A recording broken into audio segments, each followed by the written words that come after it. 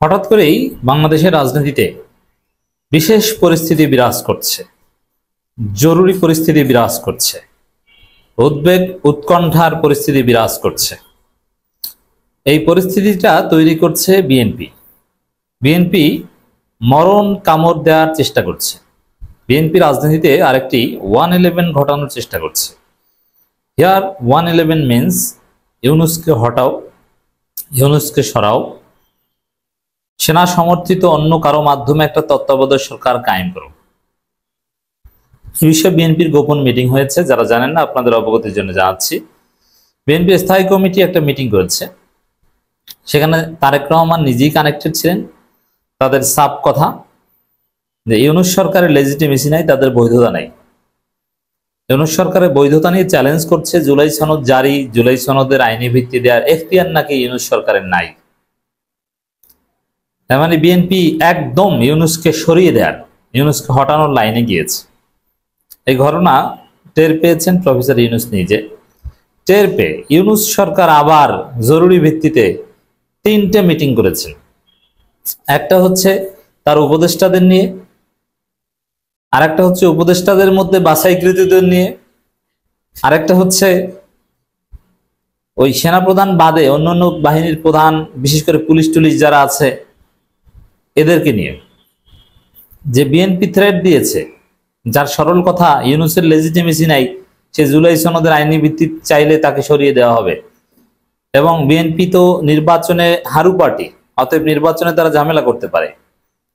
অতএব এগুলো কিভাবে মোকাবেলা করা যায়, বিএনপির সম্ভাব্য নাশকতা কিভাবে মোকাবেলা করা যায়, এই জন্য প্রফেসর ইউনূস জরুরি মিটিং করেছেন এবং সিদ্ধান্ত নিয়ে জানিয়ে দিয়েছেন আসিফ নজরুলের মাধ্যমে, প্রেস সচিব শফিকুল আলমের মাধ্যমে, যে না, যে কোনো পরিস্থিতি মোকাবেলা করব। ঘরে বাইরে বিভিন্ন জায়গা থেকে বড় বড় আঘাত আসতে পারে, তবে যে কোনো আঘাত মোকাবেলার জন্য আমরা প্রস্তুত।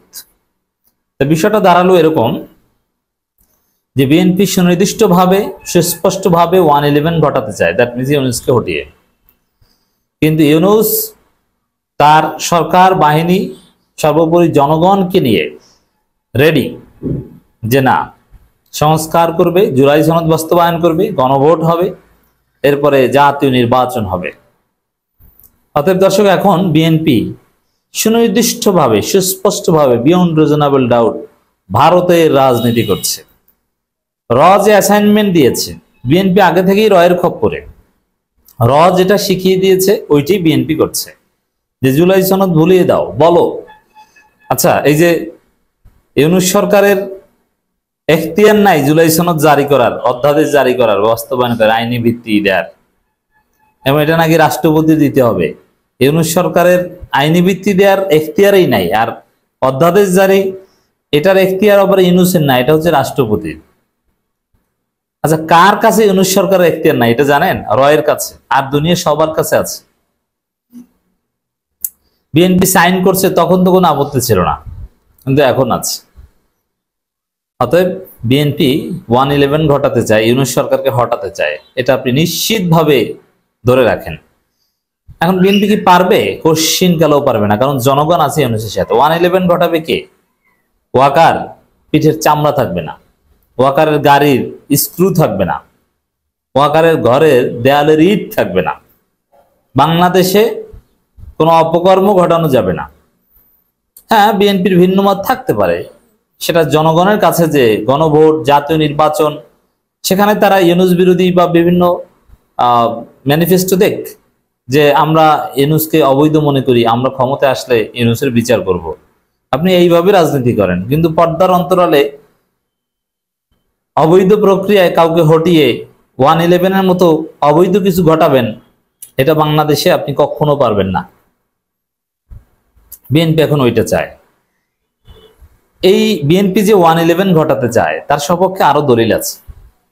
মুজিবুর রহমান মঞ্জু একটা কথা বলেছেন, এবি পার্টির চেয়ারম্যান, ঐক্যমতে পৌঁছাতে ব্যর্থ হলে প্রধান উপদেষ্টাকে পদত্যাগ করতে হতে পারে এবি পার্টি। এখন ঐক্যমতে পৌঁছাতে ব্যর্থ হলে, ইউনূস তো সব চেষ্টা করেছেন, এখন এটা কোনো কথা? ঐক্যমতে পৌঁছাতে ব্যর্থ হলে মানে ইউনূস বারবার বারবার তার ঐকমত কমিশনের মেয়াদ বাড়িয়ে ঐকমত করানোর চেষ্টা করেছে, তিনি আহ্বান জানিয়েছে, কিন্তু বিএনপি নোট অফ ডিসেন্ট দেয়, ঘাটতারামি করে, এইটা রাজি না সেইটা রাজি না, সব জায়গায় ঘাটতারামি করে, কোনো যুক্তির ধার ধারে না। এখন ঐকমত হতে পারেনি শেষ পর্যন্ত, এটা তো রাজনৈতিক দলের দায়, ইউনূসের দায় কেন হবে? বরং ইউনূসের করণীয় কি? যে আমি চেষ্টা করেছি সবাইকে, যেমন বাবার করণীয় কি, যিনি শাসক তার করণীয় কি? সন্তানদের মধ্যে যখন একটা বিষয় কনফ্লিক্ট থাকে তখন রেজুলেট করার চেষ্টা করেছে, পারে নাই, তারপরে বাবা নিজেই একটা সিদ্ধান্ত দিয়ে দিয়েছে, ঠিক আছে বাবারা তোমরা যেহেতু ঝগড়াঝাটি করছো, আমি তোমাদেরকে একটা সমাধান দিয়ে দিলাম। এইটাই তো ফেয়ার, এইটাই তো রুলারের কাজ, শাসকের কাজ। এখন ইউনূস এইটাই করছেন।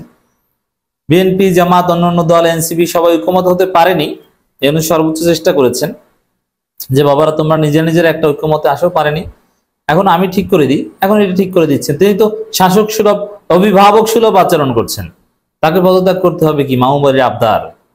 না, এটা ভুল।